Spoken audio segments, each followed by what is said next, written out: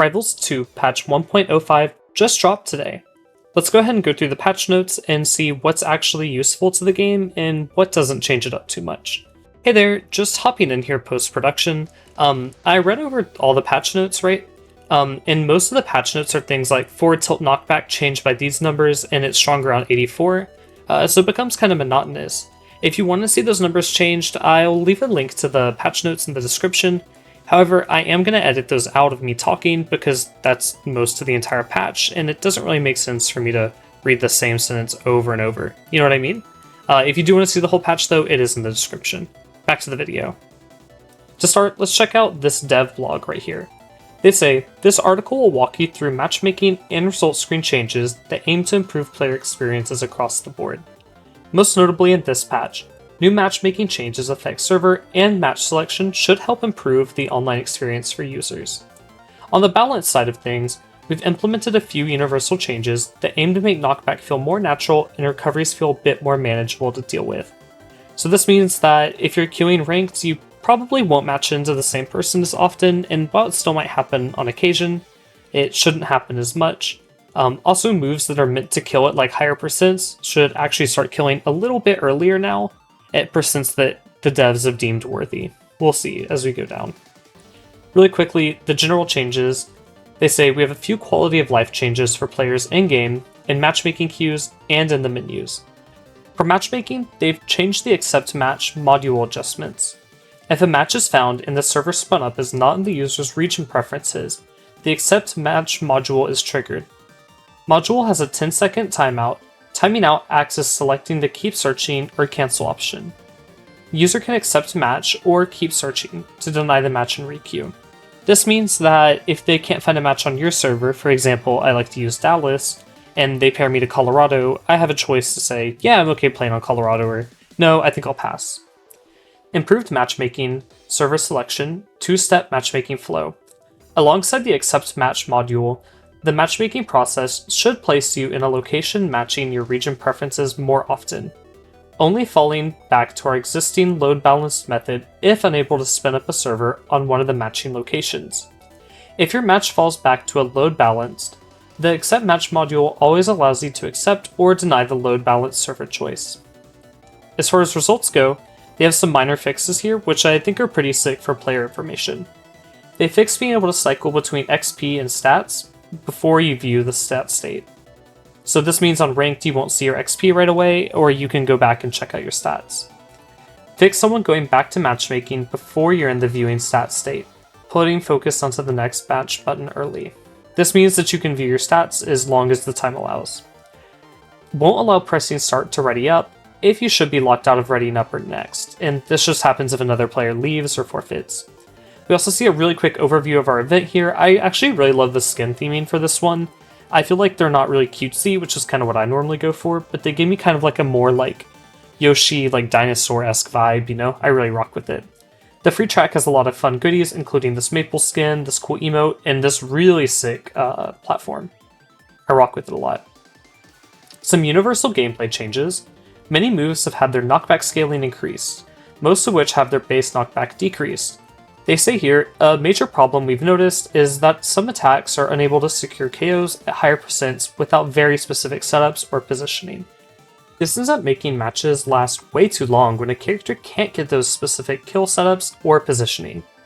This change aims to make medium strength moves more viable kill options at higher percents. We're also decreasing the base knockback of some moves to make sure they don't lose their mid-percent combo utility or KO too often. Affected moves will be listed individually in the corresponding characters section, including the percent where the new knockback becomes stronger than the old knockback, against a 100 weight character. So 100 is about the standard, I think that's where Zetterburn and Orcane sit. Ledge grab boxes have been shrunk for every character. One of the most common pieces of feedback we received is that recoveries are way too strong. Many factors contribute to this, but one of the most significant is the generosity of the ledge grab boxes. By shrinking ledge grab boxes, we hope to give players more options when edgeguarding, since the opponent will be more vulnerable when grabbing the ledge. The only moves that didn't get a ledge grab box change are Krag up special, Loxodon up special, Loxodon forward special, Orcane forward special, and Forest Burn up special while traveling. These all make sense to me because these were like the weaker recovery moves anyways, so I feel like if you nerfed them, they'd be really difficult to recover with. Also, moving back up to this note, I think this note's super awesome. I didn't make a comment on it whenever you passed by it. Many recovery moves are now locked out of fast falling until later in the attack. Overall, recoveries are universally a bit more strong than we would like, so this change aims to reduce the potency of recovery mix-ups after committing to an option. Effective moves will be listed individually in the corresponding character selection. I like this change because if you up the above the stage now, you can't like mix like, oh well I like fast fall to the stage or like fast fall to ledge, you know? You kind of have to like commit to like one or the other after your move is done. Gear reverses will now always happen on a specific frame. This happens on frame 4 unless the attack has a custom gear reverse frame, like most up specials.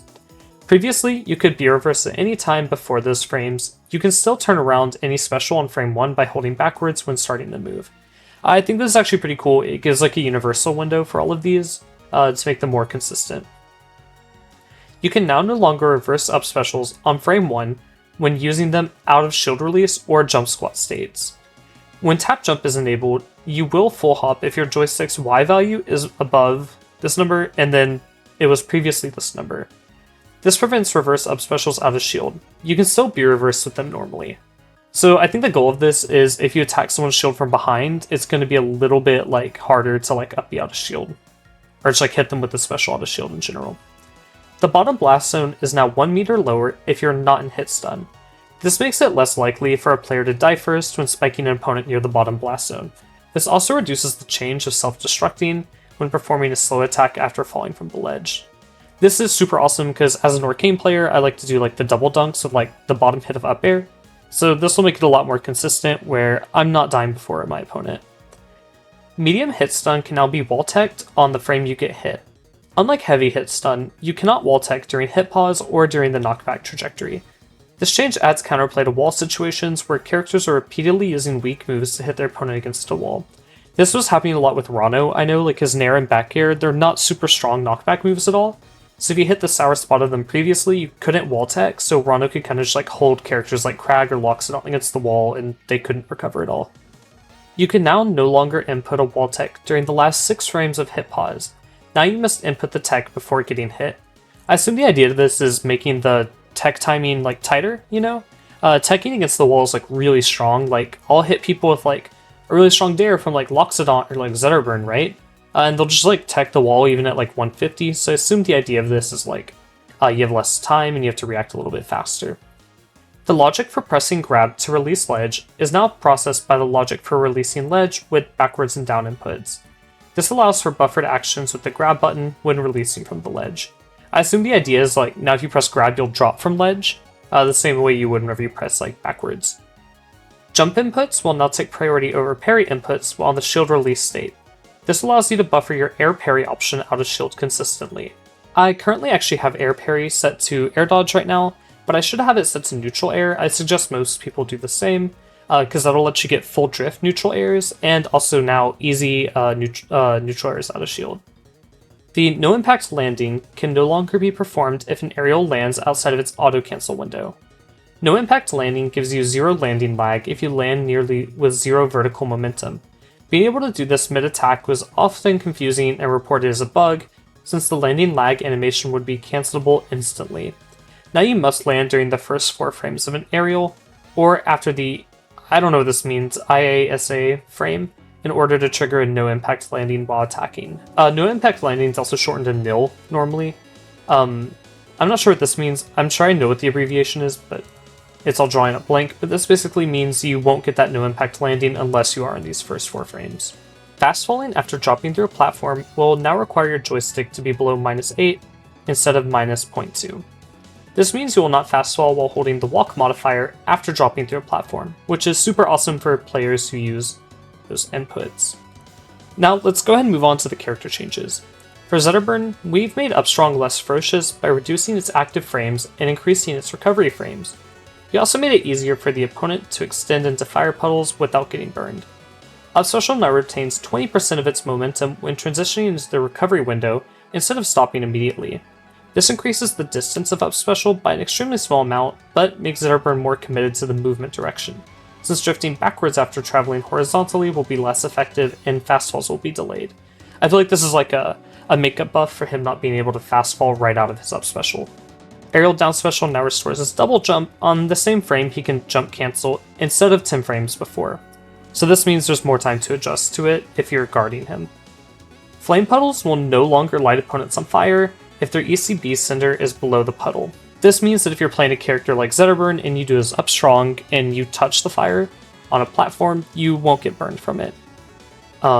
His up strong also received 4 frames added to his recovery, and its active frames were shrunk by 2, as well as the hitbox being moved further down his arm, so this means that there's not as much backward range behind it. It also had some tweaks to how its shield stun works, so you can't drop shield between the move. Overall, I think these changes to Zetterburn are really awesome because they target his up B and down B being really easy to mix and make his recovery a little bit worse, while also nerfing the up strong just a little bit. For Rano, they say, we've made his up tilt less safe on shield, and we adjusted down air's hitbox to better match the animation. Forward special can no longer fast fall during the whiff recovery window, which is awesome because last patch they changed the whiff window and how long he's in lag, but he could still fast fall and it felt like his movement wasn't that badly impacted. Up tilt's early shield hit pushback multiplier went from 1 to 0.5. The natural movement of this attack, when combining with the shield pushback, made it really safe even when spaced poorly. That's because Rondo's is kind of like a cartwheel backwards, so this will mean that he's a lot more dedicated to hitting your shield. Neutral's sweet spot got knocked back a little bit to where it's stronger on 49. Up air got a little bit stronger at all percents, and down air 1's hitbox shrunk very slightly. Moving on to Raster, he didn't get very many changes. They primarily reworked Raster's knockback values and recovery in accordance with the universal changes. His up special's max horizontal airspeed during the special fall was shrunk just by a little bit. His up special's recovery frames before entering special fall are a little bit longer, and neutral special can no longer fast fall until it enters the looping special fall window. This is a little bit of a bummer for him because I would personally use tornado and then if I whiffed it I'd fast fall while in the tornado, but I assume this isn't a big deal if you just don't commit to tornado kind of dumbly like I do. For Crag, they say, we've made Crag's down special a little less active in order to make tech chasing require more precision. Forward special cancel duration before the special fall went from 16 to 24, which I think is awesome because this move you can kind of like lunge up, and then you can kind of mix your opponent like, okay, am I going to fall slower or am I going to fall really fast? So there will be a lot more like reaction time if you're playing against him. Forward special can no longer fast fall until it enters the looping special fall window. Downstrong's active frames were made from 6 to 3. I think this is like a great change because this move is really generous as was on live. I don't know if this is a bit overkill, but I'm glad to see you're not going to be able to get away with murder with it. For Fleet, they say, we've adjusted Fleet's forward strong to be better at mid-range, while losing some of her backwards hitbox. Neutral special cancel window has gone from 23 to 16, which makes it the same length as normal neutral special for consistency. Down special can no longer fast fall until frame 16 of the recovery window. This is awesome because this move is really low commitment, especially if you were using it in the air. Forward air multi-hits stun multiplier have gone from 0.7 to 8, which gives it one more frame of hit stun to make it better against floor hugging. These are great changes because these moves got nerfed last patch, and Fleet definitely had a bit of a harder time killing. Forward Strong now has a middle strength hitbox for 5 frames between the sweet spot and sour spot, with the knockback being a bit stronger. Forward Strong release hitbox moved 15 centimeters forwards. This means that the power of the move is at mid-ranges while reducing its backwards range behind Fleet, so she can't like accidentally snipe you with her arrow. Maple only received a few changes, with the devs saying, we've brought back a Rivals of Ether mechanic that would slide Maple forward in using her forward tilt. Forward tilt will now boost opponents slightly forward during the active frames. This was unintentionally removed during Maple's transition to Rivals of Ether to the sequel. While this does give the move a little more range, it also means Maple must advance forward when using it, which can put her closer to the opponent when it gets shielded or closer to the ledge when edge guarding with it, reducing its potency when repeatedly used at ledge. I really like this change overall because sometimes it's really frustrating if Maple just like clicks forward special over and over on you at ledge. It can feel a bit difficult, so now Maple will have to space a little bit better in between those moves. For Claren, they say, we've improved the feel of Claren's up special, aiming to help the move connect into itself better, and remove frustrating situations where the move would whiff towards the end of the first swing. Up special part 1's final hit knockback was adjusted a little bit to make it reliably link into the second hit. Up Special Part 1 active frames increased by 1. This allows her to threaten opponents on stage slightly better when recovering, as the new active frames reach her higher than the rest. The innermost hitbox disappears on this frame to make sure she isn't too well protected against attacks from above. This means that you will be able to still hit her if you're landing on her from above with like a move like Zetterburn down air, but if you're on stage, she can still definitely poke you. For Loxodont, they say, we've primarily reworked Loxodont's knockback values in accordance with their universal changes. Forward Special can no longer fast fall just like all the other falling moves. Jab Tipper can now be auto floor hugged. Forward Tilt will now allow the second attack and put 6 frames into the startup window. This should eliminate situations where you press attack twice, but Forward Tilt 2 doesn't come out, which is a great quality of life change. Upstrong's empowered Sour Spot knockback now matches normal Upstrong Sour Spot knockback, and Forward Throw's hit pause multiplier has gone from 1 to 2, which removes a weird visual bug where the opponent would get launched into the middle of the critical hit effect. Orcane got a good handful of buffs here, with the devs saying, we've given Orcane back his aerial down special stall, with both a limitation and an option to not use it. We have also increased the size of back air 2's sweet spot and fixed a few bugs.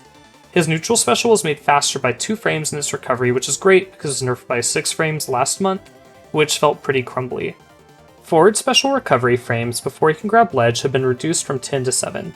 This makes his recovery slightly harder to intercept from on stage.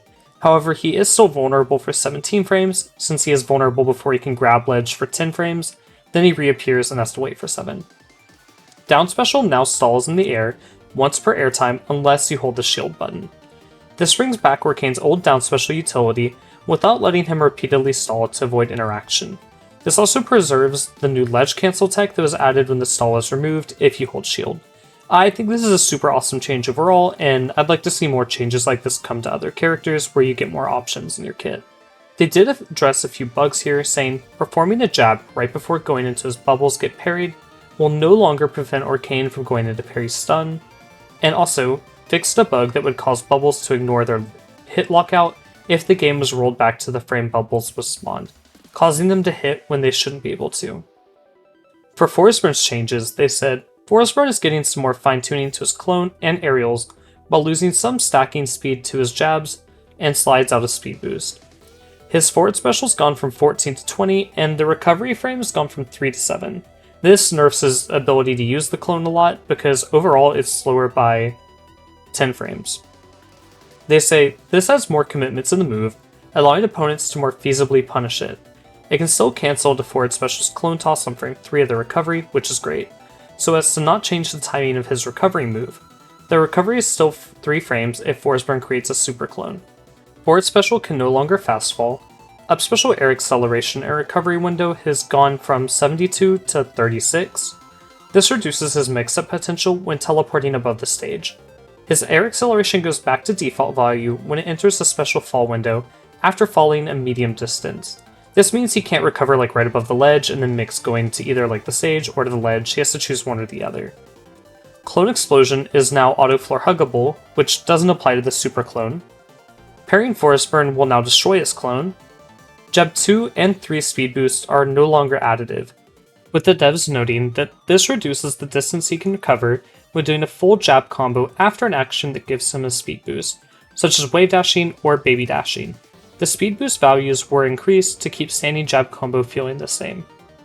Back air sweet spot damage has gone down by 2%, and the down air spike damage has gone from 13 to 11. This reduces the shield advantage of these attacks by 2 frames. They're a bit too safe to throw out since they have decent range and good shield advantage. Down air's third active frame no longer has spike hitboxes on the dagger tip and hilt. This prevents situations where Forestburn would spike opponents in front of him by hitting them with the lowest part of the swipe. The elbow, shoulder of the hitbox will still spike on this frame to prevent it from reverse hitting with the early hit too frequently.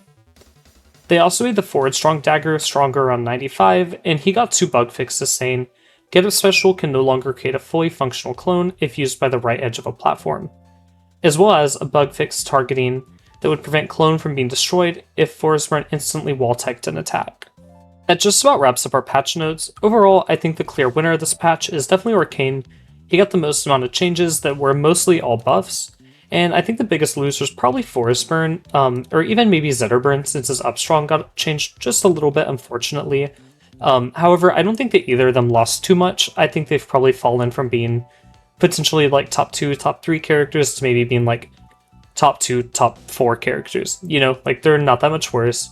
Overall, I really like these changes, the universal ones, changing how knockback works, and I think they're super healthy for the game. But I'd love to hear what you think. Let me know in the comments below. If you're bummed that this video is all over and you want to hear more Rivals content, don't worry, you're in luck. I've got a full playlist full of guides and tons of fun discussion topics on screen right now. You won't want to miss them. Until next time, peace.